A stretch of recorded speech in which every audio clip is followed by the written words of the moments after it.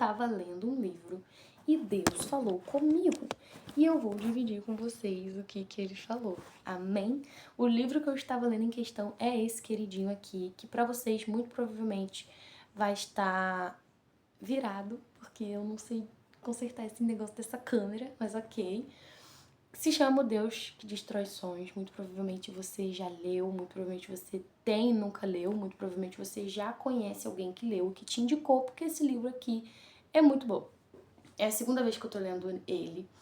E dessa vez especificamente, eu comecei a receber chaves, se é assim posso dizer, ou eu comecei a ter um certo entendimento do que o livro quer dizer desde o prefácio.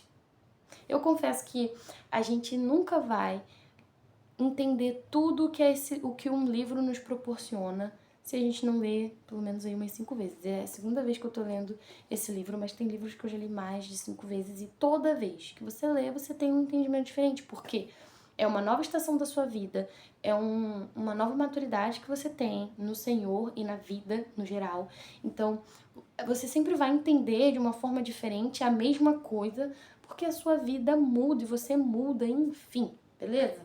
Mas eu decidi, e eu até tô aqui com o meu caderninho, porque eu leio e eu anoto as coisas que eu vou entendendo, mas eu decidi reler esse livro logo após um momento em que eu tive muitas dúvidas a respeito de quem eu sou nesse mundo, a respeito do meu propósito, do meu chamado, por que eu tô nessa terra, por que eu tô na faculdade que eu tô, por que eu faço o curso que eu faço. Eu comecei a entrar numa brisa muito louca de, meu Deus do céu, por que eu tô nesse mundo? Porque eu tava me colocando num lugar que não é meu. E eu vou chegar nessa parte.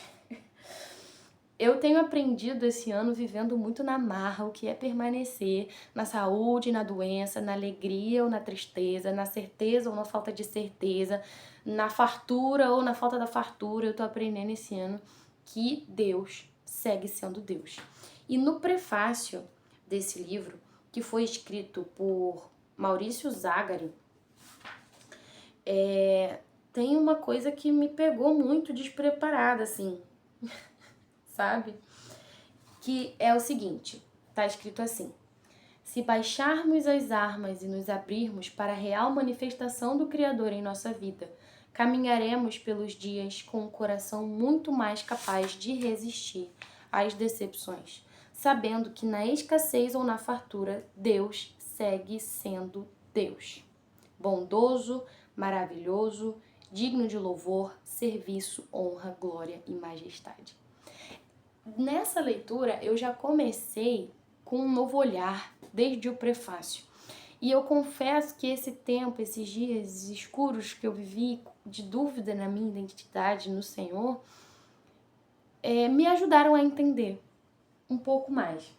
Porque na realidade, em alguns momentos da nossa caminhada cristã, a gente tira Deus do lugar que é dele. Porque na realidade, Cristo ele não é o primeiro lugar. E eu tenho um ano que eu tô na minha igreja e que eu tô ouvindo isso muito. Deus não é o primeiro da lista, ele é a lista. E eu não confesso pra vocês que de início eu não tinha muito entendimento dessa frase. Talvez eu ainda não tenha o total entendimento dessa frase, mas a partir do momento em que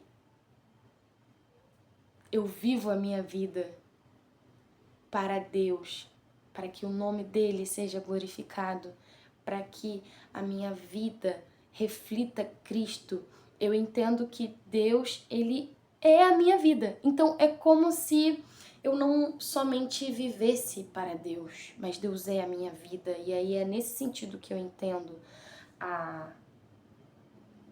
essa metáfora que o pastor falou, de Deus não ser o primeiro da lista, de ser a lista, saca?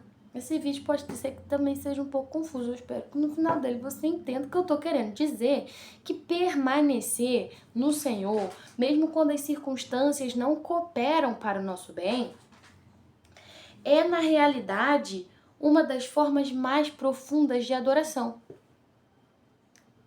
Sim. Porque não é sobre o que faz sentido, não é sobre o que tá dando certo, não é sobre, nossa, meu Deus, como a minha vida está maravilhosa, mas é simplesmente porque Deus continua sendo quem ele sempre foi.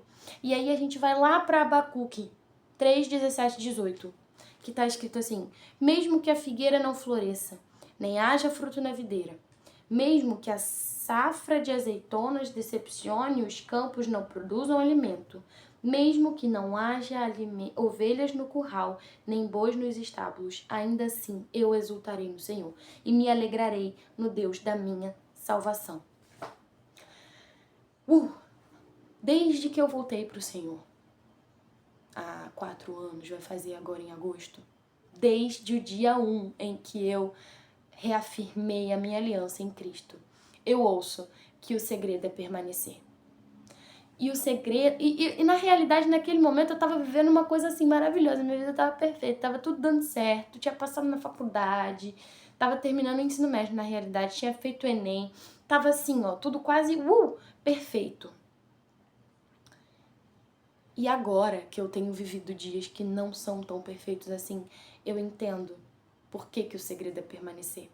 Porque mesmo que os meus dias não estejam sendo perfeitos, mesmo que talvez eu não esteja indo tão bem quanto eu me planejei em ir nos sonhos que eu fiz, Deus segue sendo Deus. Bom, maravilhoso, digno de louvor, honra, glória e majestade. E talvez hoje você precise se lembrar exatamente disso. Que, independente das circunstâncias que você vive, Deus continua sendo Deus e digno de louvor, honra, serviço também, glória e majestade. Amém? Se esse vídeo falou com você, deixa um like, escreve aí no comentário, porque eu não fiz nem roteiro, eu nem me planejei, eu tinha esquecido que eu tinha uma conta no YouTube até eu pegar o telefone pra gravar esse vídeo.